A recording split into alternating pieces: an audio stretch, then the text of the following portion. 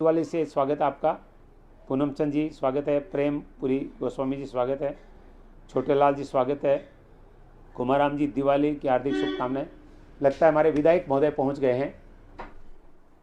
मैं गाड़ी की आवाज़ सुन रहा हूं, आ गए हैं। विवेक आप ये कैमरा करें, हम स्वागत करेंगे।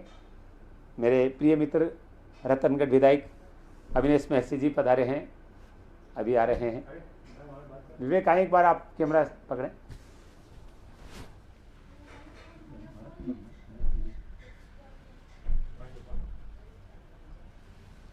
तो बहुत ही खुशी की बात है, जिस व्यक्तित्व का मैं इंतज़ार कर रहा था वो हमारे बीच पहुंच चुके हैं, तो अच्छा लग रहा है। मैं भारत में विवेक बाहर आएंगे।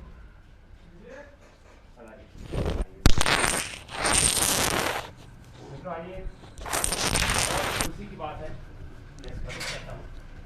ये देखिए हम सब की आंखों के तारे महोदय आज पहली बार सह परिवार पधारे हैं। बहुत बहुत स्वागत है आपका। रतनगढ़ के विधायक मेरे बहुत ही प्रिय अजीज, और दिवाली की प्रणाम करता हूँ मैं आपका। रूबी महसी जी, विधायक अविनेश महसी जी के साथ पधारी हैं, सह प्रतीक पधारे हैं।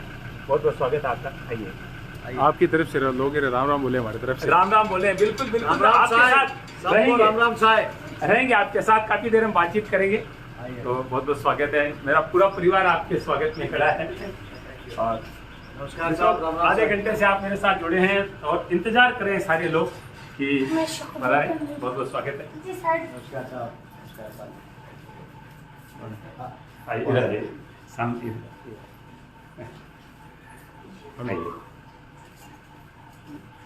हमारे राजस्थान में क्या सोने को सूरज उगे। अरे वाह सर,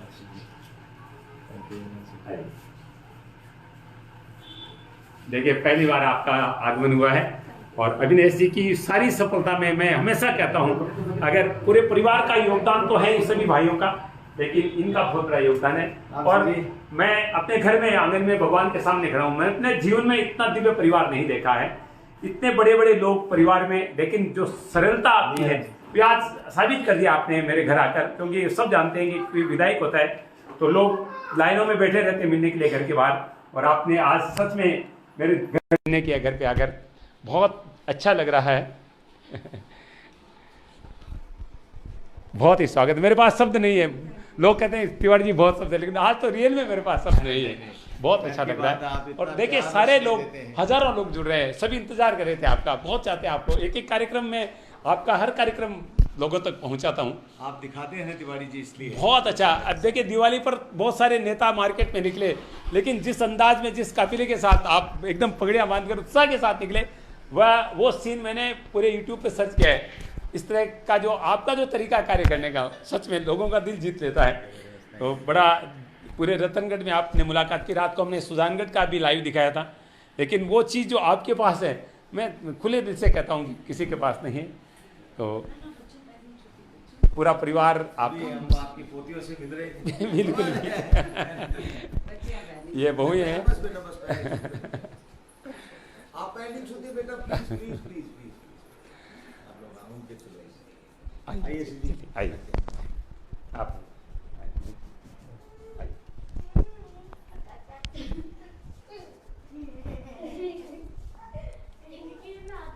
आइए सर जी,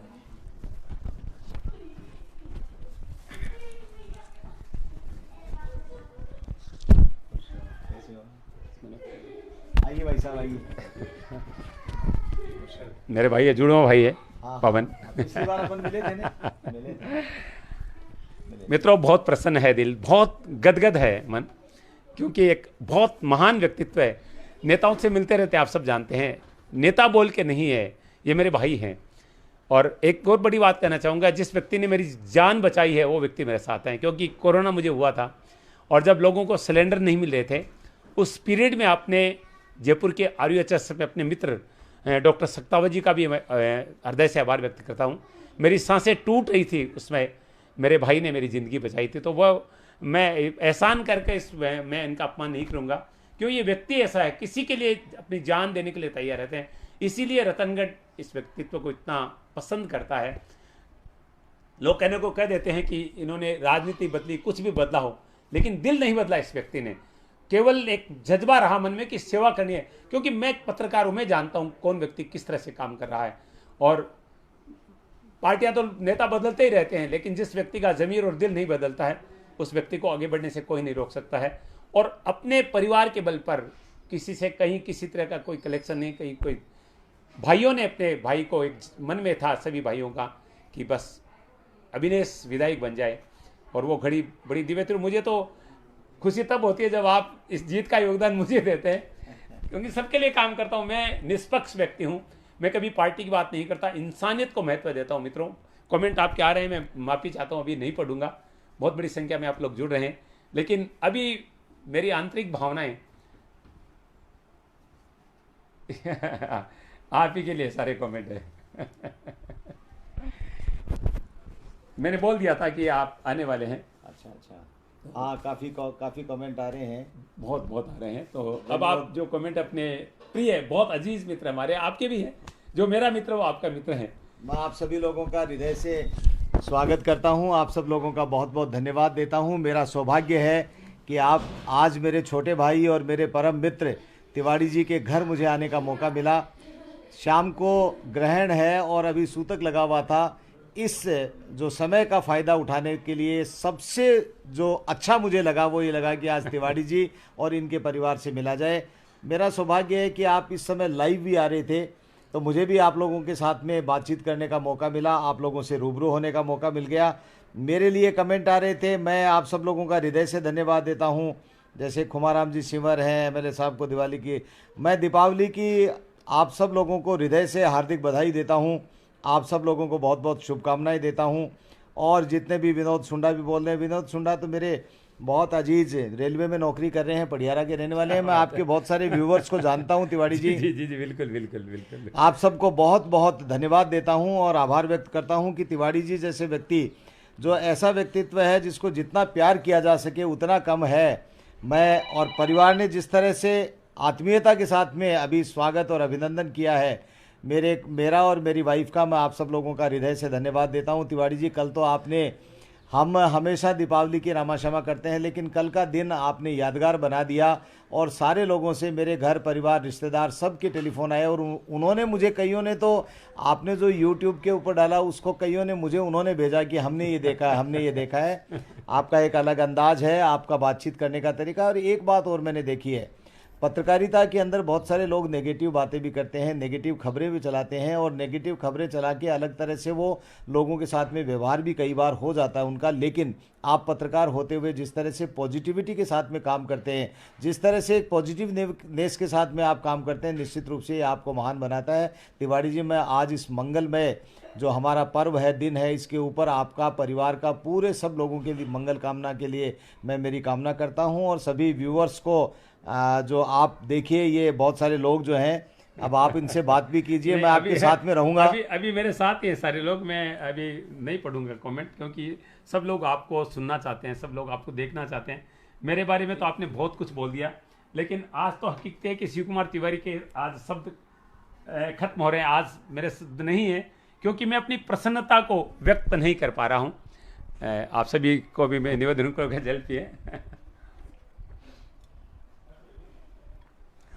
मैं आपकी कभी मैंने इतनी बात आप लोगों से नहीं की है मेरे दर्शकों। मैं अपने दिल की बात बता ही देता हूं। मैं समझता हूं कि अगर व्यक्ति में इंसानियत नहीं है, ईमानदारी नहीं है, सच्चाई नहीं है, वो व्यक्ति जीवन में कभी आगे बढ़ ही नहीं सकता। वो ईमानदारी, वो सच्चाई, वो जज्बा इस व्यक्ति में मैंने देखा। पहली मुलाकात हमारी सिद्धिपीठ सालासर धाम के क्रिकेट टूर्नामेंट में भी, जब फाइनल मैच में आप कांग्रेस के प्रदेश प्रवक्ता थे, उस समय आए और मेरी कमेंट्री सुनी, तो आप कमेंट्री बॉक्स में आए कि कौन बोल रहा है, और आपको बोलते मैंने सुना तो मैं भी आपका फैन हो गया, एक दूसरे के हम दीवाने हो गए।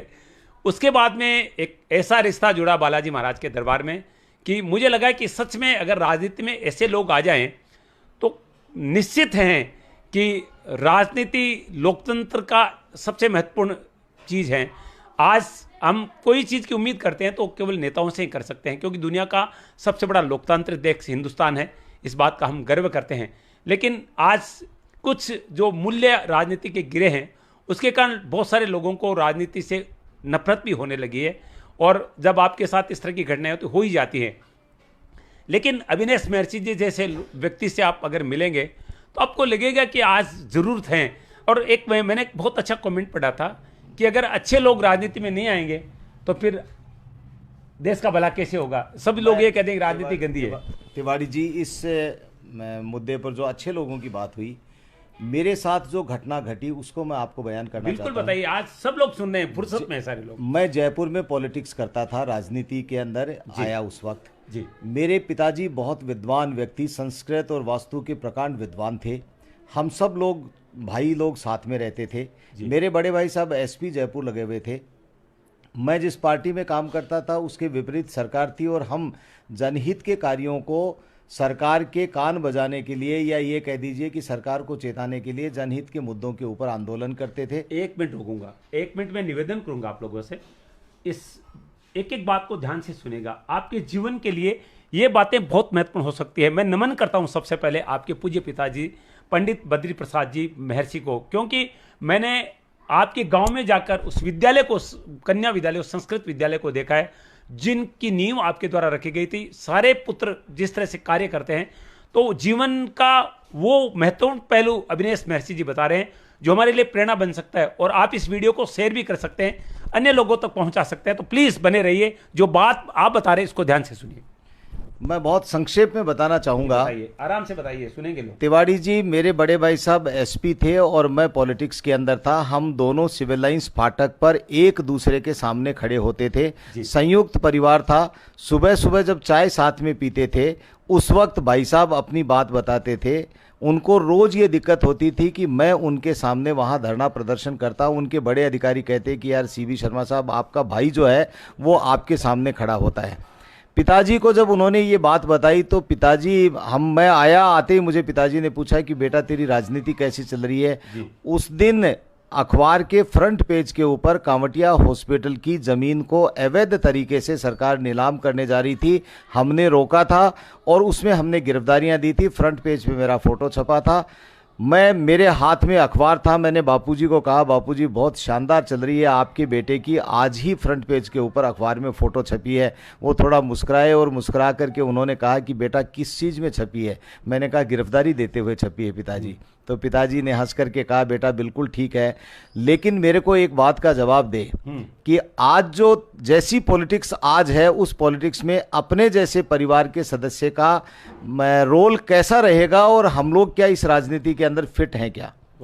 तो मैं समझ गया उनके मन की पीड़ा कि 2 पुत्र उनके सामने बैठे हैं, अपने अपने कर्तव्य निर्वहन के लिए दोनों काम कर रहे हैं और दोनों ही देश की सेवा करने के लिए अपने काम करना चाहते हैं। लेकिन एक पिता के सामने दुविधा इस बात की है कि वो दोनों की टकराहट को किस तरह से रोक सके। तो मुझे उन्होंने जो उनके मन में शंका थी वो बात पूछी। मैं समझ गया।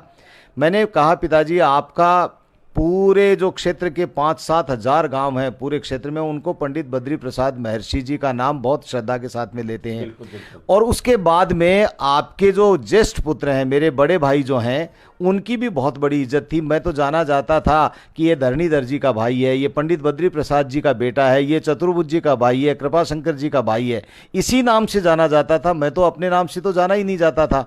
तो उस वक्त तक जो भी मेरी इज्जत थी, वो इज्जत तो मेरे भाइयों के और मेरे पिताजी के कारण थी। मैंने पिताजी को ये कहा, पिताजी मैं आपकी बात समझ गया, लेकिन मुझे एक बात बताइए आप कि आज देश का डेवलपमेंट कौन करता है। देश की पार्लियामेंट के अंदर जो चुनकर के जनता के प्रतिनिधि जाते हैं, वो जनप्रतिनिधि वहां पर फैसले लेते हैं कि किस तरह से इस देश के अंदर एजुकेशन का ढांचा होगा, किस तरह से इंफ्रास्ट्रक्चर डेवलपमेंट होगा, किस तरह से मेडिकल की सुविधाएं डेवलप होंगी, किस तरह से इंटरनेशनल जो लॉ है उसके तहत हमारा देश आगे बढ़ेगा। ये सब बातें देश की पार्लियामेंट में बैठने वाले लोग करते हैं। तिवारी जी उसके बाद में स्टेट के अंदर जो भी कोई हम लोग स्टेट में चुन करके जाते हैं प्रतिनिधि, वो करते हैं असेंबली के अंदर। तो जब इस देश के डेवलपमेंट का काम चुने हुए प्रतिनिधि करते हैं तो क्या अच्छे लोग चुन करके नहीं जाने चाहिए? बिल्कुल। ये सोच मेरा था। मैंने पिताजी को ये, उन्होंने कहा बिल्कुल तेरी बात ठीक है। मैंने कहा मैं आपको ये वचन देता हूं कि मेरे कारण और मेरी राजनीति के कारण आपके द्वारा कमाई गई इज्जत और आपके ज्येष्ठ पुत्रों के द्वारा कमाई गई इज्जत को मैं मेरे और मेरी राजनीति के कारण कभी भी बट्टा नहीं लगने दूंगा, कभी भी खराब नहीं होने दूंगा। ये मैं आपको वचन देता हूं। इसके बाद में तय आपको करना है बापूजी कि मुझे पॉलिटिक्स करनी है या नहीं करनी है। तिवारी जी, ईमानदारी से कहता हूं कि मैंने मेरे पिताजी को दिए गए उस वचन को हर क्षण याद रखता हूं और इसीलिए मैं कभी भी राजनीति के अंदर यदि इफ बट छोटी मोटी इधर उधर की बात होती है तो मैं स्पष्टवादी आदमी हूं। मैं स्पष्टता के साथ में कहता हूं कि नहीं भाई, मैं ये नहीं कर सकूंगा, क्योंकि मैंने मेरे पिताजी को दिए हुए वचन को आज 30 वर्षों से ज्यादा की पॉलिटिक्स, सक्रिय पॉलिटिक्स मेरी हो गई है। उसके अंदर एक उदाहरण कोई व्यक्ति ये नहीं बता सकता कि अविनेश महर्षि यहां गलत जगह भी खड़ा था। यही मेरी कमाई है। और मैंने जैसा कल कहा, जनता जनार्दन होती है, सबसे बड़ा आकलन जनता करती है कि ये व्यक्ति कौन सा है। मुझे कई सरपंच साथी लोग आते हैं, कई और लोग आते हैं, वो ये कहते हैं कि भाई साहब हम तो सब जगह इस तरह से काम कराते हैं, आप इस तरह से काम करते हैं, हमें तो ये विश्वास भी नहीं होता है। तो मैं मेरे पिताजी को, मेरे बापूजी को दिए गए उस वचन को और मेरे भाइयों की इज्जत को ध्यान में रखते हुए और मेरे परिवार की इज्जत को ध्यान में रखते हुए हमेशा काम करता हूं। मेरा भाव सेवा करने का है और मैंने पिताजी को भी यह वचन दिया था कि पिताजी जिस दिन सेवा का भाव मेरे मन से खत्म हो जाएगा उस दिन मैं ये राजनीति का चोला उतार दूंगा। और मैं ईमानदारी के साथ में कहता हूं शिव जी, आप जैसे लोगों का सहयोग मिला, जनता जनार्दन का आशीर्वाद मिला, मेरा उत्साह दुगना हुआ और मेरे परिवार के लोग भी फक्र के साथ में आज ये कहते हैं कि हमारा भाई पॉलिटिक्स में रहते हुए कालिख की कोठरी के अंदर जाने के बाद में भी बिना दाग के ये खड़ा है, इसको देख लो। यही मेरी कमाई है तिवारी जी। आप जैसे मित्रों का, मेरे लिए छोटा आदमी और बड़े आदमी के अंदर सिर्फ पैसे से नहीं होता है। मेरे लिए छोटा आदमी और बड़ा आदमी वो है जो वास्तव में इंसानियत के अंदर बड़ा आदमी है। मैं हमेशा मेरे बच्चों को भी कहता हूं, मैं बच्चों को कहता हूं कि अच्छे इंसान बनो। बड़ा अधिकारी कोई भी बन सकता है, बड़ा राजनेता कोई भी बन सकता है, बड़े पैसे वाला व्यक्ति कोई भी बन सकता है तिवारी जी, लेकिन अच्छा इंसान बनने के लिए व्यक्ति को बहुत सारी चीजें त्यागनी पड़ती हैं। आप तो अभी धर्म यात्रा के अंदर चल रहे हैं। जिस तरह से लोग धार्मिक जो लोग होते हैं या जो धर्म को आगे बढ़ाने वाले लोग होते हैं, उनको किस तरह से त्याग और तपस्या करके आगे बढ़ने की प्रेरणा लोगों को देते हैं, वो उनकी प्रेरणा को मानते हुए मैं कहता हूं कि मेरे पिताजी ग्रस्त जरूर थे, लेकिन मेरे पिताजी साधु से कम नहीं थे, वो सन्यासी से कम नहीं थे, उनके लाग लपेट नहीं थी। मुझे याद आता है मेरे जीजाजी जवानी के अंदर उनका हार्ट अटैक से डेथ हो गया था। मेरी विधवा बहन जब पिताजी के पास में साड़ी बदलने के लिए आई, मेरे पिताजी, वो वाकया ऐसा है कि आंख में आंसू आ जाते हैं हर किसी के। वो बरामदे में बैठे थे, मैं वहाँ पास में था। परमेश्वरी दीदी जब वहाँ पर आई तो वो थोड़ा, बेटे बाप के पास में आती है तो गला भर ही जाता है, तो मुंह छोड़ा। जैसे ही मुंह छोड़ा, बापूजी ने गले लगा करके कहा कि बेटा आज के बाद में तू ही इन बच्चों की माँ है, तू ही पिता है, और आज के बाद में कायरता मन में नहीं लाना। मैं सोच नहीं सकता कि एक पिता पुत्री के जब विधवा होने के बाद में वो घर पे साड़ी बदलने के लिए आती है, पिता इतना कठोरता और दृढ़ता के साथ में ये संकल्प लेने का, अपने बच्चों को संकल्प लेने की शिक्षा देता है। मैं उस पिता पंडित बद्री प्रसाद महर्षि की संतान हूं, इसलिए मैंने कभी भी आंधी तूफान से टकरा गया, लेकिन मेरे मन के अंदर कभी भी मेरी हिम्मत कम नहीं हुई। और मुझे पिताजी ने यही बात सिखाई कि बेटा यदि सत्यता के रास्ते के ऊपर चलोगे तो तुम्हारे मन में कभी भी डर नहीं लगेगा, भय नहीं लगेगा। मैं कहता हूं हे भगवान मुझे वो शक्ति देना जिस शक्ति के सहारे मैं किसी दीन दुखी के काम आ सकूं, और ऐसी कोई शक्ति मत देना जिससे किसी का हम बुरा कर सके। मुझे खुशी है मेरे परिवार के अंदर शिवजी, मुझे फक्र है, मैं अभिमान तो नहीं कह सकता, लेकिन मेरे परिवार के अंदर मेरे चाहे भाई हो, मेरी बहनें हो, मेरे बहनोई हो, इतने बड़े बड़े लोग हैं, लेकिन उसके बावजूद भी मेरा यही सवाल था। आज हमारे दर्शक प्लीज बताइए, जो क्योंकि आईजी साहब से तो मैं मिल ही चुका हूँ, सीबी साहब से, पर अपने भाइयों का, और क्योंकि मैं जब गया था काशी विश्वनाथ बनारस गया, आपके एक दामाद कलेक्टर हैं वहां पर बनारस में, तो अभी कमिश्नर हो गए, उनका प्रमोशन हो गया, लेकिन माननीय प्रधानमंत्री जी ने उनको कमिश्नर भी वाराणसी में ही लगाया, जिसमें 4 जिले आ गए। क्या बात। अभी उनके पास में 4 जिले हैं, वो कमिश्नर लग गए। मेरे बड़े भाई साहब सीबी शर्मा साहब के बड़े दामाद हैं, सुहानी के हस्बैंड हैं।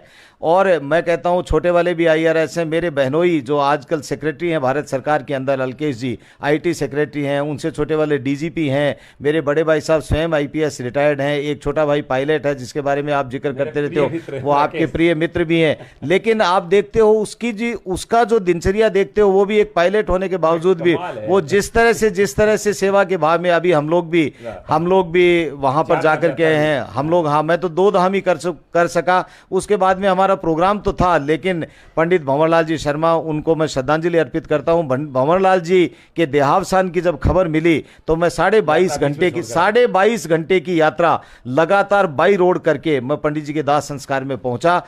वो भी महर्षि परिवार से थे, वो भी एक ऐसे पुरोधा थे हमारे जिनके बारे में जितनी बात की जा सके कम है। पर मैंने हमेशा, कल भी मैं शिव जी कह रहा था कि मैं वो सौभाग्यशाली व्यक्ति हूं जिसको जाति धर्म संप्रदाय से ऊपर उठ करके लोगों ने प्यार किया है, पार्टी से ऊपर उठ करके लोगों ने प्यार किया है। और हमेशा मेरे को लोगों ने जितना प्यार दिया, मेरे परिवार के लोगों ने जितना प्यार दिया है, मैं जब एक बार मैंने पार्टी छोड़ी और पार्टी छोड़ करके मैंने फैसला किया, मैंने जब पार्टी छोड़ करके फैसला किया शिवजी कि मैं चुनाव लोकसभा का लड़ूंगा, तो आप ताजुब करेंगे, एक भाई बॉम्बे में रहते हैं, एक भाई दिल्ली में, 2 भाई दिल्ली में रहते हैं। और दिल्ली वाले भाई साहब जो डॉक्टर JK शर्मा है, वो भी इतने बड़े डॉक्टर हैं, उन्होंने दुनिया भर की जितनी डिग्री डॉक्टरेट के लिए होती हैं वो सब कर चुके। लेकिन उसके बावजूद भी मैं सुबह, रात को 11 बजे मैंने तय किया और सुबह 11 बजे मेरे रतनगढ़ निवास पर मेरे सातों भाई थे और उन्होंने मुझे कहा, मैं कितना अभिमान करूं मेरे भाइयों के ऊपर, मेरे परिवार के ऊपर। उन्होंने मुझे ये कहा, शिवजी कि पीछे जो फैसला ले लिया उसके ऊपर कभी रिपेंट मत करना। मेरा मन थोड़ा छोटा हुआ ना कि लोकसभा बहुत बड़ा क्षेत्र है और इसके अंदर कैसे पार पड़ेगी। तो मेरे बड़े भाई साहब DD शर्मा साहब जो बॉम्बे में रहते हैं, वास्तु के बहुत बड़े विद्वान हैं और सेकंड के हिसाब से पैसा फीस लेते हैं, लेकिन उसके बावजूद सब कुछ छोड़ करके 11 बजे मेरे घर पे निवास पर आए। और उन्होंने, हम जब कोर कमेटी बोल दीजिए भाइयों के साथ में बैठक हुई, तो मैंने कहा कि मैंने फैसला तो ले लिया आप लोगों से बिना बात किए। तो उन्होंने कहा, पॉलिटिकल फैसला लेने का अधिकार और दिमाग तेरा है, जो तूने फैसला ले लिया उसके ऊपर रिपेंट मत करना, उसके ऊपर पश्चाताप मत करना। और उन्होंने कहा कि जो फैसला ले लिया पीछे मुड़कर देखने की जरूरत नहीं है, आगे बढ़ो, हम तुम्हारे साथ में हैं। और तुम सिर्फ 1700 गांवों के अंदर भाषण देने की प्लानिंग करो, तुम्हारा गला खराब नहीं होना चाहिए, तुम वो उपाय करो, उसके बाद में चुनाव कैसे लड़ा जाता है हम बैठे हैं। मैं हमेशा कहता हूं राजनीति के अंदर भी मेरे जो बड़े नेता हैं वो भी ये कहते हैं कि इसको क्या चिंता है, इसकी पीठ बहुत मजबूत है। एक छोटा सा वाकया हो गया था, इतनी घटनाएं याद आती हैं जब भावुक हो जाता हूं। मैं छापर के अंदर, किसी व्यक्ति ने एक बार कुछ कह दिया था, मुझे पता नहीं, लेकिन CB शर्मा साहब को पता लग गया, मेरे बड़े भाई साहब को। तो उन्होंने सीधे छापर पहुंचे और छापर पहुंच करके लोगों को इकट्ठा किया वन विभाग की गेस्ट हाउस में। और बातों ही बातों में उन्होंने कहा कि अभिनेश की पीठ उघाड़ी नहीं है, उसकी पीठ कमजोर नहीं है, खबरदार कोई ये बोल करके तो देखे, अभिनेश के पीछे हम लोग खड़े हैं, कोई आंख उठा करके तो देखे। अब आप बताइए शिवजी, इससे ज्यादा क्या मिल सकता है? व्यक्ति को जीवन के अंदर पैसा मिल सकता है, व्यक्ति को जीवन के अंदर इज्जत मिल सकती है, लेकिन मैंने देखा है बहुत बड़े बड़े लोगों में परिवार के अंदर प्यार नहीं मिलता है लोगों को, तो वो व्यक्ति टूट जाते हैं। इसलिए मैं तो वो व्यक्ति हूं जिसको परिवार ने प्यार दिया और उसके बाद में लोगों ने दिया, और मेरी जनता जनार्दन है। इसलिए मैं तो सोचता ही नहीं हूं, मैं तो भगवान के बताए हुए उस रास्ता, और भगवान कौन? मेरे पिताजी को बताए हुए उस रास्ते के ऊपर चल करके लोगों के सेवा के भाव के साथ लोगों की सेवा कर सकूं। अभी मेरी धर्मपत्नी के बारे में आप जिक्र कर रहे थे। मेरी धर्मपत्नी, जो लोग कहते हैं कि किसी भी सफल व्यक्ति के पीछे कोई महिला खड़ी होती है, महिला तो है ही है, मेरा परिवार तो है ही है, लेकिन रूबी का भी बहुत बड़ा योगदान रहता है। आप तो देखते हैं हर प्रोग्राम के अंदर जिस तरह से उसकी भूमिका रहती है। किसी राजनीतिक व्यक्ति की बहुत अच्छी इज्जत नहीं होती है शिव जी। मैंने देखा है बहुत सारे राजनेताओं को लोग बाग घर पे नहीं बुलाते हैं, लेकिन हमने सोचा था कि 700-800 महिला और बच्चियां आएंगी, 700-800 महिलाएं और बच्चियां आ जाएंगी जब हम ये डांडिया का करते हैं प्रोग्राम। लेकिन आपने देखा 2-2.5 हजार महिला और बच्चियां आ गई वहां पर डांडिया के लिए, और सब लोग अपने परिवार से आए, और महिला और उनको छोड़ करके हमने कहा बैठिए, आप लोगों के लिए कुर्सियां लगी रखी हैं, भोजन अपन बाद में करेंगे। बोले भाई साहब अठे में छोड़ के जा रहे हैं, बच्चियां खेल सी माने अठे कोई चिंता को नहीं। तो जो लोग व्यक्ति के ऊपर इतना विश्वास करते हैं, तो वो व्यक्ति उस विश्वास के ऊपर, लोगों के उस विश्वास के ऊपर खरा उतरे, ये उसकी जिम्मेदारी बन जाती है। व्यक्ति के जीवन के अंदर जिम्मेदारी जब मिलती है तो उसके कंधों के ऊपर जब भार आता है तो उसकी बहुत अधिक जिम्मेदारी बढ़ जाती है। एक सवाल करना चाहूंगा जी, हमारे दर्शकों के लिए बहुत बड़ा प्रेरणादायी वो सवाल हो सकता है ये ऊर्जा कहाँ से आती है आप में? मैं देखता हूँ कि सुबह निकल जाते हो, देर रात्रि कार्यक्रम चलता है। हालांकि मैंने तो प्रत्यक्ष देखा है, जब जन संवाद यात्रा हुई थी तो 4-5 दिनों में पूरे राजस्थान रतनगढ़ विधानसभा क्षेत्र की एक पंचायत को अपने खंगा डाला था। हाँ, 9-10 दिन लग जाते हैं। लगातार मैं साथ रहा पूरा। तो ये मतलब 50+ की उम्र में इतनी ज्यादा ऊर्जा और कोई थकान आपके चेहरे पर कभी दिखती नहीं, ये हमेशा हंसी कायम रहती है। उसका राज हमारे दर्शक भी जानना चाहेंगे। देखिए शिव जी, ये लोगों का प्यार जो है ना, उसके अंदर बहुत बड़ी ताकत होती है। जैसे कहते हैं ना कि दवा से ज़्यादा दुआ काम करती है। तो मेरे लिए जो ऊर्जा है वो खान पान, और मैं बहुत संयमित जीवन जीता हूँ, खान पान भी मेरा शुद्ध है। मैं हमेशा कहता हूँ, एक बार ऐसे ही जब प्रधानमंत्री जी आने वाले थे तो चूरू की मीटिंग के अंदर मैंने कहा था कि ये शुद्ध पंडित का शुद्ध बेटा बोल रहा है। तो खान पान तो शुद्ध है, भावना और विचार भी यदि व्यक्ति की शुद्ध होती है और लोगों का जब प्यार मिलता है तो वो ऊर्जा जो है हमारे शरीर के अंदर अच्छे और बुरे दोनों तरह के कीटाणु बनते हैं। जो हमारी सेल्स हैं वो गुड एंड बैड सेल्स जो हैं। अब गुड सेल्स कैसे बनेंगी कि आपका मन प्रसन्न होगा तो गुड सेल्स बनेगी, और यदि आपका मन प्रसन्न नहीं होगा तो बैड सेल्स का निर्माण होना शुरू हो जाएगा शरीर के अंदर। और मुझे जो लोगों का प्यार मिलता है उसके कारण गुड सेल्स का निर्माण होता है, और वही मेरी ऊर्जा है। और वही लोगों का जो प्यार है ना, ये सबसे बड़ी ताकत है। मुझे कई बार, अब आप देखिए कल 10 किलोमीटर की पैदल मैं चला, आप आ गए तो उसके बाद में भी हम 10 किलोमीटर पैदल। तो 10 किलोमीटर पैदल मतलब रतनगढ़ का कोई बाजार, कोई दुकान ऐसी नहीं रही मेन मार्केट्स की जिसके ऊपर मेरी उपस्थिति नहीं रही। और आने तक मैं घर में घुसा तब तक मुझे यह एहसास नहीं हुआ कि मेरे पैरों में कहीं दर्द भी होगा। लेकिन आने के बाद में मेरे को थोड़ा सा लगा कि यार आज तो काफ़ी थकान सी लग रही है। लेकिन ये जो प्यार मिला, आप देख रहे थे किस तरह से, मतलब मैं जो मेरे साथ में चल रहे व्यक्ति थे उन सब लोगों को अलग अलग, जैसे जो ड्राई फ्रूट दिए, मेरे ऐसे मैं हाथ करता तो मेरे ड्राई फ्रूट से भर देते, मैं पास में खड़े हुए व्यक्ति को देता। सब लोग जितने चल रहे थे सब ने ड्राई फ्रूट्स का। और उसके बावजूद भी जब मैं घर गया तो इतनी सारी इलायची जो है, इलायची लोगों ने जो दी, वो किसी एक व्यक्ति ने कहा साहब ये इलायची बात दी, मैंने कहा सब आप लोग आपस में बांट लो। ये प्यार है लोगों का, और इसी का कारण है कि मैं इतना काम कर सकता हूँ। शिव जी, मैंने लोग बातें तो बहुत, देखो राजनीति के अंदर है, राजनीति के अंदर मैं हमेशा पिछली बार ये कहा, जब हम पिछली बार चुनाव लड़ रहे थे तो चुनाव विश्लेषण जब निकाला तो मुझे 40% वोट मिले थे। और 40% का मतलब 60% लोगों ने खिलाफ वोट दिया था, दूसरे व्यक्तियों को पसंद करके वोट दिया था। मैं खिलाफ नहीं करता हूं, उन्होंने 60% लोगों ने दूसरे अन्य लोगों को पसंद किया था। लेकिन उसके बावजूद अब मुझे लगता है मेरा बेटा जो है वो कल मेरे साथ में था, वो छोटी उम्र में ही है, अभी 18 साल का हुआ नहीं है। लेकिन वो मुझे आने के बाद में कह रहा था, वो बहुत माइन्यूट ऑब्जर्व कर रहा था, वो कह रहा था कि पापा मुझे तो ऐसा लग रहा था कि जैसे अब की बार तो मोर देन 80% 90% लोग, तो ऐसा लग रहा था जैसे ये सारे ही लोग, इक्के दुक्के को छोड़ दो तो सारे ही लोग, ऐसा लग रहा था कि जैसे आपको ही वोट देने वाले हैं। तो मैंने कहा बेटा ये लोगों की भावना जो है, लोग ये भी कहते हैं कि साहब आप विपक्ष में हो, राज नहीं है, लेकिन उसके बावजूद भी आप इतने काम कैसे करा के ला। शिव जी, मैं कहता हूं कि जितने मैंने, आप मेरे पुराने जो मेरा घोषणा पत्र है कि मैं क्या क्या करवाऊंगा, वो घोषणा पत्र भी है मेरे पास में। वो सारे, उस टाइम भी सोशल मीडिया चलता था, सोशल मीडिया के ऊपर मैंने घोषणाएं की थी कि ये काम मैं करवाऊंगा। वो सारे काम, एक ब्रिज को, ओवर ब्रिज जो है उसको छोड़ करके वो फिजिबल नहीं हो रहा है। फिजिबिलिटी के कारण, पैसे की कमी नहीं है, टेक्निकल फिजिबिलिटी के कारण बाकी सारे काम मैंने करवा दिए। अब ये जरूर है कि सरकार जो है उसकी गति सुस्त है, बिल्कुल। और सुस्त गति होने के कारण मैं कोई खिलाफत नहीं करता हूं किसी की, मैं ये कहता हूं सुस्त गति होने के कारण जब घोड़े के ऊपर सवार यदि ढीला होगा तो घोड़ा या तो धीरे धीरे चलेगा और या वो कहीं उछाल मार करके सवार को पटक देगा। तो शिव जी, ये स्थिति इस राजस्थान की सरकार की है। अभी कभी तो घोड़ा उसको नीचे गिरा देता है और कभी मंथर गति से चलता है, जिसके कारण लोगों का जितना डेवलपमेंट करवाने की मेरी मंशा है और जो मेरी भावना है कि राजस्थान के अंदर नहीं बल्कि हिंदुस्तान के नक्शे में मेरा रतनगढ़ सबसे ऊपर ही ऊपर विकास की दृष्टि से मैं दर्ज करवा सकूं। मुझे लगता है कि जिस तरह से आने वाले समय के अंदर लोग बागों ने आशीर्वाद देने का मन बना रखा है, अगले वर्ष मैं निश्चित रूप से कहता हूं भारतीय जनता पार्टी की सरकार होगी और उसके अंदर अविनेश महर्षि जनता का सेवक बनकर के जब वापस राजस्थान की विधानसभा में पहुंचेगा तो जो लोग और मेरे मन में जो बहुत सारी बातें हैं, भावनाएं हैं, उनको भी मैं पूरा करा सकूंगा। चूरू के अंदर नेचर पार्क बन गया, मेरे यहाँ नेचर पार्क नहीं बना। मेरी भावना है, मेरी इच्छा है, बूढ़े बुजुर्ग लोग, नौजवान लोग, एक ऐसा सुंदर सा नेचर पार्क मैं रतनगढ़ के अंदर डेवलप कर सकूं जहां पर लोग बाग उसको देखने के लिए आए कि वाह क्या करवाया है। और मैं समझता हूं कि अभी इस सरकार के अंदर ये संभव नहीं हुआ, तो अगली सरकार जब आएगी उसके अंदर मैं वो नेचर पार्क बनवाऊंगा। और भी बहुत सारी चीज़ें हैं। मेरे यहाँ पर मेडिकल कॉलेज चूरू के अंदर बन गई, जिले के अंदर एक बनती है, लेकिन और बहुत सारे शिक्षा के क्षेत्र के अंदर आमूलचूल परिवर्तन हम कर सकें। स्कूलें खोल देने से शिक्षा नहीं ग्रहण की जा सकती है। आज इंग्लिश मीडियम स्कूल खोल दी, लेकिन उन स्कूल्स के अंदर टीचर्स तो वही पुराने हैं, टीचर्स हैं नहीं।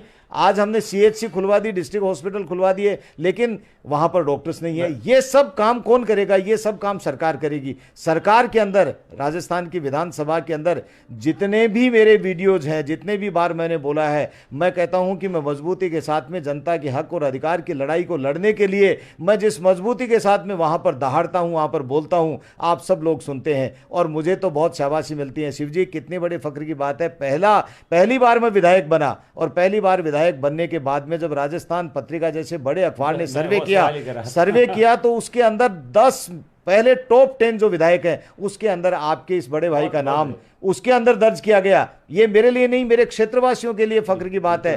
उनका गर्व, रतनगढ़ का नाम आया कि रतनगढ़ का विधायक टॉप 10 के अंदर है। और उसके बाद में चूरू के अंदर जब भास्कर अखबार ने एक सर्वे किया और उसके सर्वे किया, आंकड़े देखे, तो उसके अंदर राजेंद्र जी राठौड़ साहब और अभिनेश महर्षि 2 ही व्यक्ति थे जो अव्वल आए, बाकी सब लोगों का नीचे नाम था। तो ये सब बातें हैं। खैर, दर्शकों को मैंने बहुत सारी बातें बताई हैं। मैं तो ये कहता हूं कि जीवन के अंदर कठिन मेहनत का कोई अल्टरनेट नहीं है।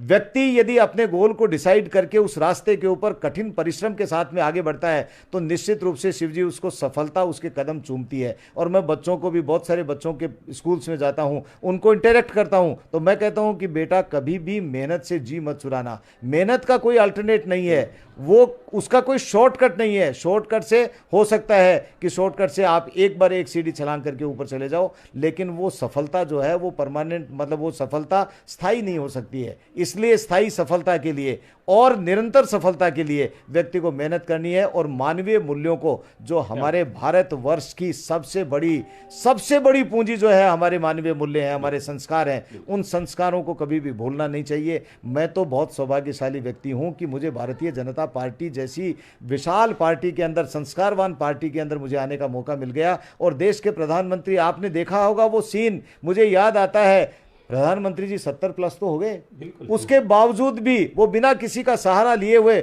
उस गंगा माँ के अंदर किस तरह से वो डुबकी लगाते हैं। और 1 बार 2 बार 3 बार नहीं, और उनकी महानता देखिए, उनकी विनम्रता देखिए। राजस्थान की इस धरा के ऊपर आए तो उन्होंने 3 बार माथा टेक करके इस धरती के ऊपर नमन किया, इस धरती को, इस वीरों की धरती को नमन किया। तो मुझे तो ऐसे पार्टी में जहां इतने बड़े बड़े नेता हैं, ऐसे नेता हैं, इन नेताओं की पार्टी में, उनकी सदारत के अंदर, उनके नेतृत्व में काम करने का मौका मिल रहा है। शिवजी, हमारा सर शर्म से झुक जाता था। अमेरिका के अंदर जब हमारे देश का प्रधानमंत्री भी जाता था तो जामा तलाशी ली जाती थी, और जामा तलाशी लेकर के प्रवेश दिया जाता था। आज रेड कारपेट बिछा करके वहां के राष्ट्रपति प्रोटोकॉल तोड़ करके खड़े मिलते हैं। ये जज्बा यदि किसी ने पैदा किया, ये यदि किसी ने इज्जत बख्शी इस देश को, तो देश के प्रधानमंत्री नरेंद्र मोदी जी हैं। इसलिए देश के प्रधानमंत्री जी के नेतृत्व में काम करने का मौका मिल रहा है, आप जैसे दोस्तों के साथ में काम करने का मौका मिल रहा है, ये मेरा सौभाग्य है। अभी आपने एक बहुत अच्छा टॉपिक उठाया नेचर पार्क का। तो नेचर पार्क प्रकृति से जुड़ा है, लेकिन आपकी जो नेचर है वो भी किसी पार्क से कम नहीं है, जो लोगों को आनंदित कर देती है। एक निजी सवाल करना चाहूँगा रतनगढ़ क्षेत्र के को लेकर, क्योंकि मुझे बहुत पीड़ा होती है। रतनगढ़ मेरा ननियाल है और मैं समझता हूँ कि भाग्यशाली लोग हैं रतनगढ़ के, जहाँ की राजनीति बहुत अच्छी है। लेकिन पिछले चुनाव में देखने को मिला, बहुत सारे रेणुआ जी के लोग भी लाइव देखते हैं, गोदारा जी से जुड़े लोग भी देख रहे हैं, मेरे रमेश जी के, कांग्रेस में बहुत सारे प्रत्याशी, बहुलाजी पुजारी की बात करेंगे। लेकिन एक व्यक्ति विशेष से आप जैसा सुलझा हुआ अच्छा व्यक्ति, और उसमें अगर द्वेष की भावना, राजनीति के दौरान व्यक्तिगत द्वेष की भावना आती है, तो अभिनेश महर्षि को कितनी पीड़ा होती है उसको लेकर? शिवजी, मैं बात तो नहीं करना चाहता था ये, लेकिन चूंकि मुझे बात करनी पड़ेगी, मुझे सवाल आपने ऐसा पूछ लिया। मेरे पिताजी ने मुझे संस्कार दिया है कि मेरे से बड़े का मैं मान सम्मान आदर करूं। मैं आदरणीय राजकुमार जी रेणुआ साहब का हमेशा से मान सम्मान किया है, और मैंने उनके खिलाफ कभी भी कोई ओछी बात कभी भी नहीं की है, और न मैं करता हूँ न मैं करूँगा। लेकिन मुझे पीड़ा हुई, मेरे पास में वो वीडियो, मेरे पास में वो ऑडियो पड़ा है जिसमें राजकुमार जी रेणुआ साहब मुझे माँ बहन की गालियाँ निकाल रहे हैं।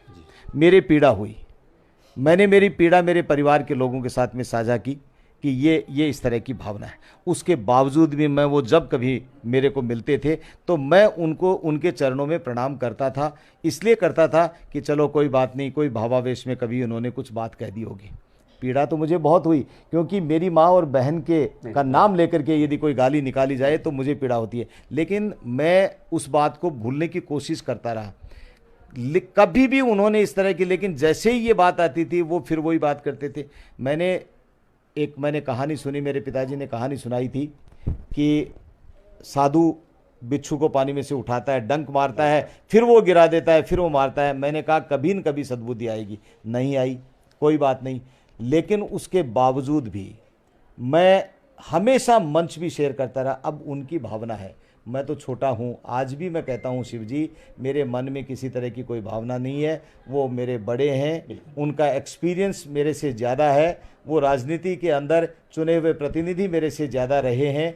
मैं आज भी कहता हूँ, चाहे पूसाराम जी गोदारा हों, वो भी मेरे बड़े भाई हैं। मैंने कभी भी, आज पूसाराम जी गोदारा और हमारे बीच में आपस में बातचीत होती है, किसी तरह की कोई टकराट नहीं होती है। भंवरलाल जी पुजारी जो हैं वो भी मेरे माननीय सम्माननीय हैं, चाहे रमेश जी भाई साहब हैं वो भी मेरे आदर के योग्य हैं। मैं ये कहता हूँ कि मैं कभी भी राजनीति में द्वेषता नहीं रखता हूँ और न मैं रखना चाहता हूँ। मैंने कभी भी लोगों को मैं तो जब भी कोई उनके किसी तरह का कोई भी कार्यक्रम हुआ तो मैं तो वो पहला व्यक्ति हूँ, जब सबसे पहले गए उनके माताजी का स्वर्गवास हुआ तो मैं पूरी देर तक उनके साथ में बीच में रहा, बाद में भी बैठने के लिए गया। लेकिन मेरी माँ का जब देहांत हुआ तो राजकुमार जी नहीं आए, मुझे पीड़ा है इस बात की, लेकिन कोई बात नहीं साहब, माँ तो माँ होती है, सबकी होती है। मैं ये कहता हूँ फिर भी कि यदि कोई इधर उधर भटक भी जाए तो भगवान सद्बुद्धि दे। आज भी मैं कहता हूँ मेरा कोई राजनीतिक द्वेष नहीं है, किसी तरह की कोई बात नहीं है। मैं तो ये कहता हूँ कि व्यक्तिगत संबंधों के अंदर व्यक्ति मर्यादा रखे, बस मेरा मानना इतना ही है। मैं कभी भी, आज हम बोलते हैं, लिखते हैं, सारा करते हैं ना, और मेरा वो नाम नहीं लेते थे। जब भी कभी हम भाषण साथ में कहीं कोई मंच साझा करने का हो गया तो वो मेरा नाम नहीं लेते थे। मैं हमेशा उनका जो आदर योग्य मान सम्मान के साथ में नाम है वो मैं हमेशा लेता हूँ। और मैं शिवजी ईमानदारी से कहता हूँ, मेरा किसी के साथ में, हाँ, मेरा जो एक राजनीतिक पार्टी के आधार के ऊपर हमारा कोई मतभेद भी होता है तो वो सिद्धांतों को लेकर के वो जायज़ भी होना चाहिए, लेकिन हम सब लोगों का उद्देश्य एक है।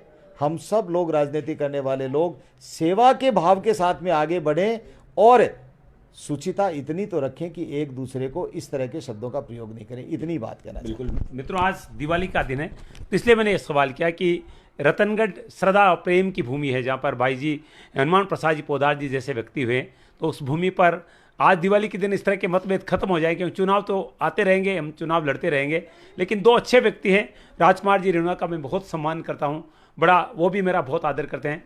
तो हम तो ये चाहते हैं कि सौहार्दपूर्ण वातावरण में राजनीति हो, इसलिए आज मैंने सवाल किया और आपने अपनी पीड़ा भी बताई है। अब आखिरी सवाल, जो वर्तमान में जो राजनीति की दशा राजस्थान में चल रही है, सत्ताधारी पार्टी है, सरकार है, लेकिन जिस तरह से आपसी कलह में कांग्रेस इस समय डावाडोल नजर आ रही है, बार बार इस तरह की खबरें आती हैं, तो इसका कितना प्रभाव प्रदेश के विकास में पड़ता है ये बताइए, क्योंकि बहुत अच्छे विश्लेषक है राजनीति के। शिवजी, ये जो कलह चल रही है इसके कारण राजस्थान 20 वर्ष पीछे चला गया जी। मैं कहता हूं पिछले 4 वर्ष के अंदर राजस्थान की सरकार स्टेबल कभी हो ही नहीं सकी। राजस्थान के मुख्यमंत्री जी ने चाहे वीडियो कॉन्फ्रेंसिंग करके चाहे अन्य तरीके से अपनी बात को लीपापोती करने का काम जरूर किया है। इससे क्या हुआ कि जो सही मायने में हम विकास के नए आयाम स्थापित करना चाहते थे वो सब नहीं हो सके। मुख्यमंत्री कहने को कुछ भी कह दें, लेकिन मैं ये कहता हूं और विपक्षी विधायक होने के नाते नहीं कहता हूं, ये आम जनता की आवाज़ को आप लोगों के सामने बता रहा हूं कि हम विकास की दृष्टि से पिछड़ गए। मैंने अभी कहा है, मैं राजस्थान की विधानसभा में कई बार पूछ चुका, और कोरोना काल के अंदर तो शिवजी मैंने वो मंजर मेरी आंख से देखा है, जब RUHS के सामने 300 एम्बुलेंस जिसके अंदर लोग सांसें तोड़ रहे थे, सरकारी आंकड़े छुपाए गए हैं। यदि मैं कहता हूं लोग नहीं होते, स्वयंसेवी संस्थाएं नहीं होती, भामाशाह लोग नहीं होते, सामाजिक संस्थाएं नहीं होती, व्यक्तिगत परिवार का ध्यान रखने वाले लोग नहीं होते, आप हैं, आप बीमार हो गए तो पड़ोसी ने आपका ध्यान रखा, यदि इस तरह की व्यवस्थाएं नहीं होती तो राजस्थान का मुंह काला हो जाता। मैं आपको कहता हूं, मैं भामाशाह शिवजी, जब ये कोरोना काल आया तो मैंने कुछ भामाशाह मित्रों को संदेश भिजवाया कि इसके अंदर आप लोग आगे आइए और आप लोग सहयोग कीजिए। आप अंदाज़ा लगाएंगे कि लोगों ने दिल खोल करके ये कहा कि आप जिस भी कार्य के लिए आप आगे बढ़ें, हम आपके साथ में हैं। लेकिन सरकार उस मामले के अंदर भी कई जगह फेल हुई, कई जगह। सरकार ने तो, राजस्थान के मुख्यमंत्री जी ने तो सिर्फ एक ही काम किया कि किस तरह से केंद्र की सरकार को कोसा जाए। आज जल जीवन मिशन है, आप देखिए बहन बेटियां गांव में ये जो इंडूडी लगाती थी ना, उस इंडूडी के कारण टाकर हो जाती थी, बाल उड़ जाते थे उनके। देश के प्रधानमंत्री ने सपना देखा कि 2024 तक घर घर में नल पहुंचा दूंगा। आज प्रदेश के अंदर, हमारा प्रदेश देश में फिसड्डी हो गया। आज मॉनिटरिंग सही नहीं हो सकी यहाँ पर, इसलिए यहाँ पर हम लोग फिसड्डी हो गए और जो लोगों के मिशन था हमारा, उस मिशन के अंदर हम फेल हो गए।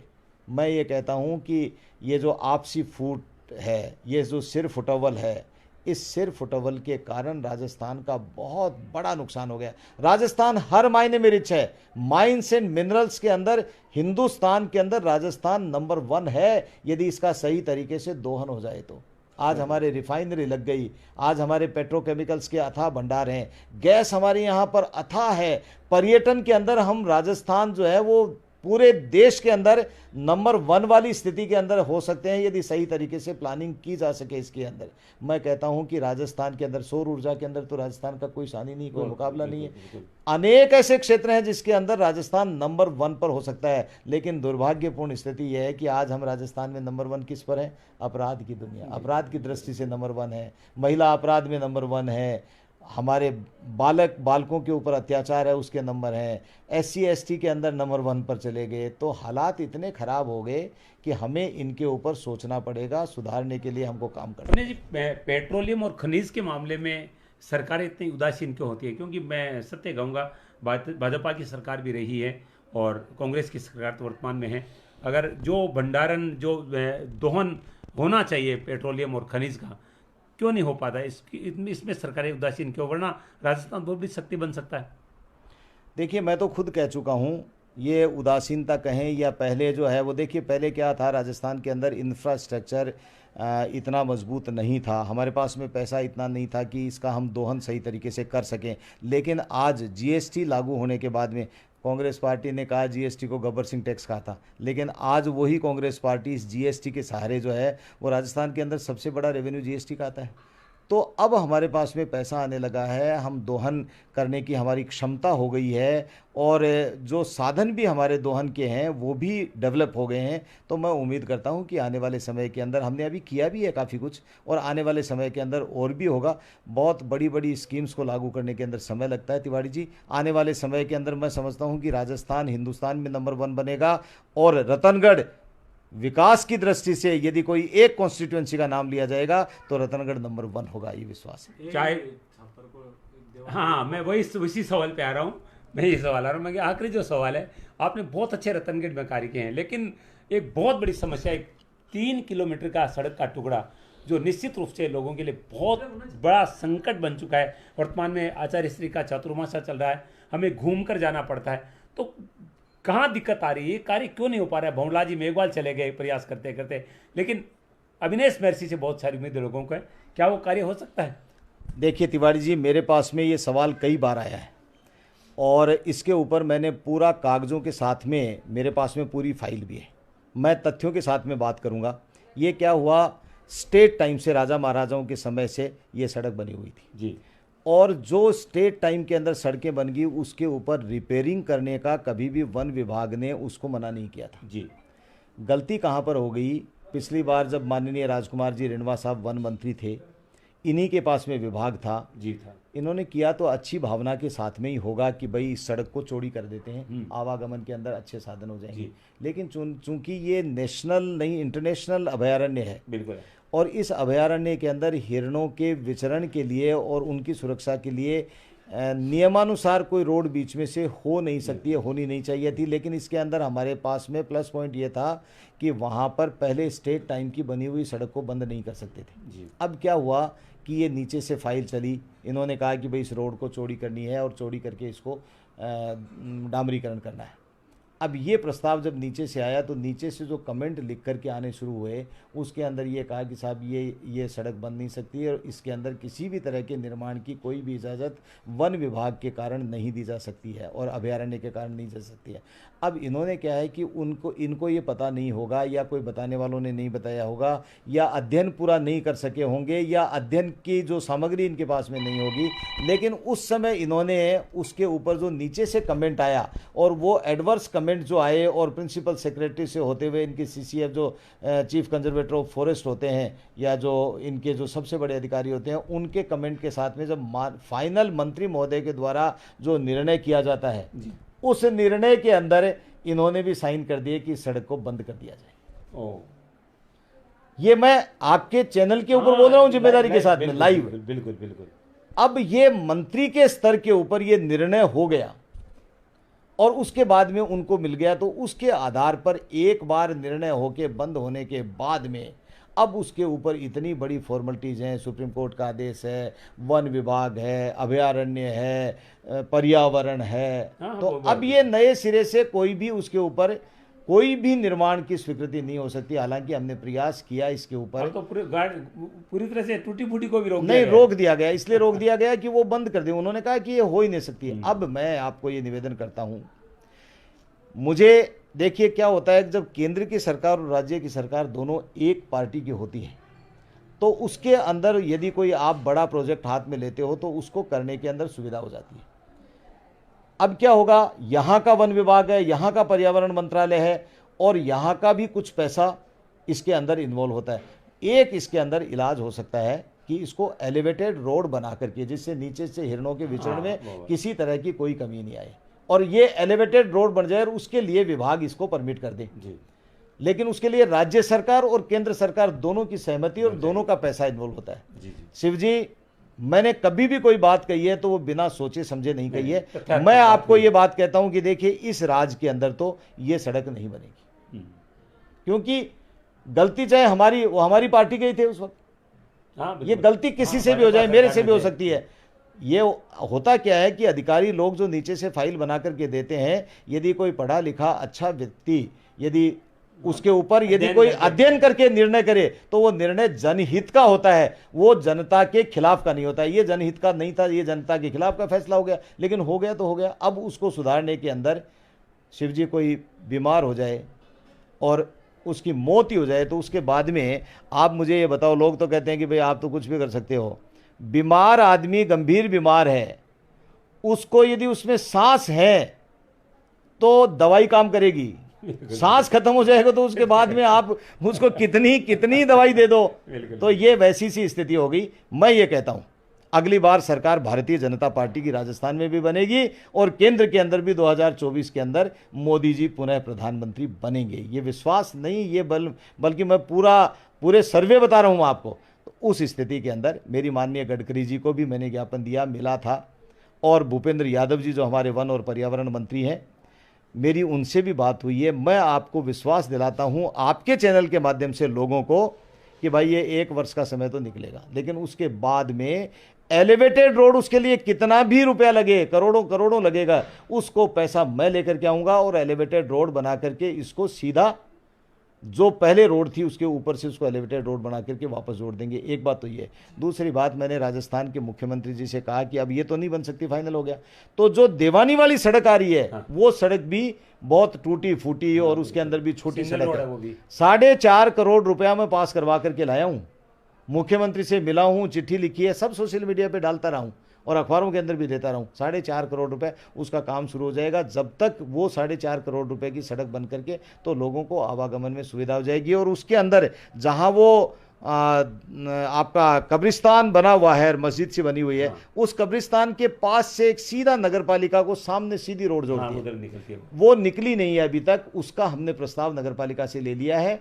तो देवानी वाली सड़क आने के बाद में, यहाँ आने के बाद में वहाँ से सीधा उसको जोड़ दिया जाएगा। तो ये करीब आधा किलोमीटर, पौन किलोमीटर का, तो ये जो आगे से हॉस्पिटल के पास से जो आते हैं ना मुड़ करके, तो वो कम हो जाएगा। ये तो पहले ही करा देंगे हम, ये तो हम पहले करा देंगे, मेरे इस अगले चुनाव से पहले करा देंगे। और उसके बाद में एलिवेटेड रोड बनाऊंगा, ये मैं इस चुनाव की घोषणा कर रहा हूँ, लेकिन उसके अंदर अगले वर्ष, अगले चुनाव के बाद का इंतजार करना पड़ेगा। बहुत बहुत धन्यवाद। आज उम्मीद है आपको एक एक प्रश्न का जवाब मिल गया होगा।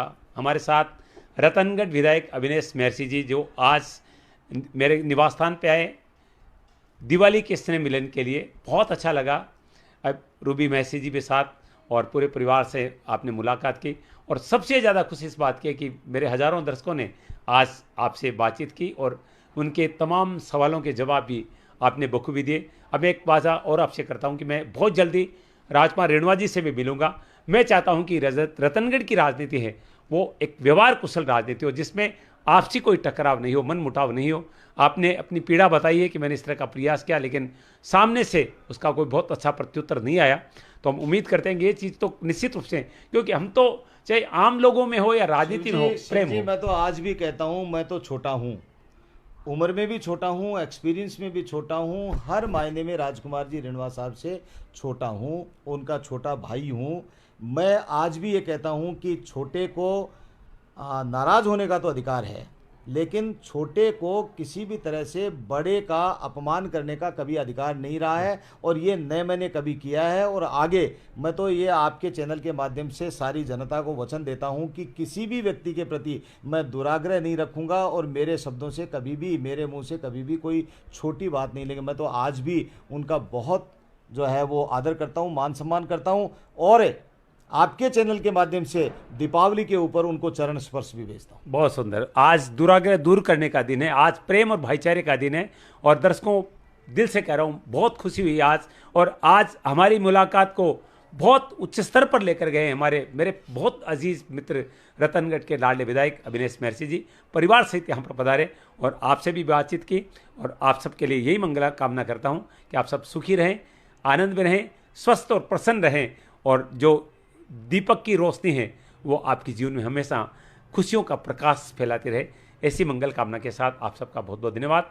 खूब प्रेम से रहें, श्रद्धा से रहें, आनंद से रहें, और स्वस्थ और प्रसन्न रहें। भगवान से ऐसी मंगल कामना आप सबके लिए मैं करता हूँ। बहुत बहुत धन्यवाद। धन्यवाद। राम राम साहब, दिवाली की राम राम साहब।